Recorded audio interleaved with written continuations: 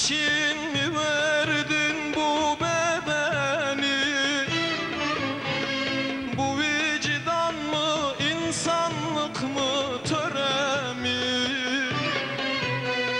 Ne zalim adetimiz varmış ya Rabbim, oy oy.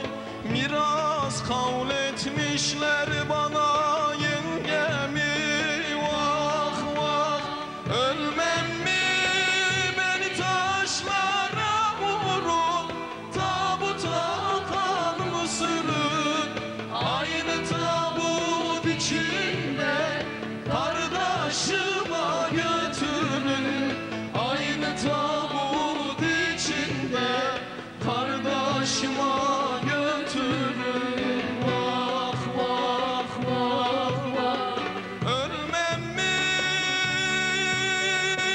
beni taşlara vurun, tabuta kanımı sürün. Aynı tabut içinde kardeşime götürün. Aynı tabut içinde kardeşime götürün. Vah vah vah.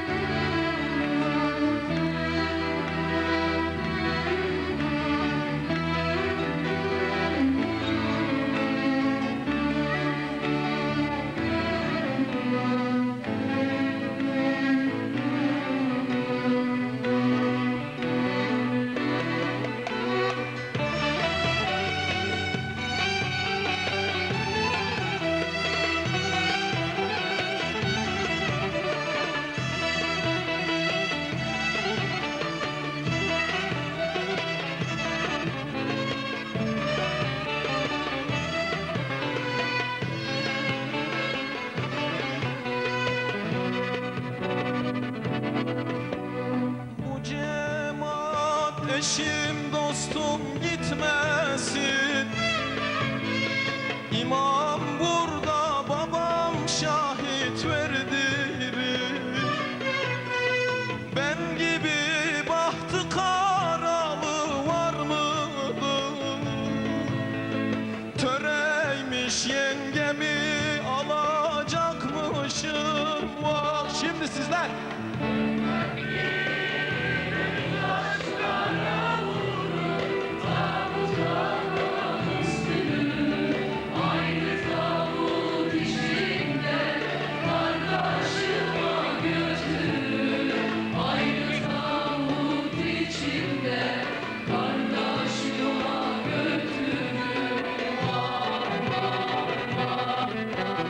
Ölmem mi,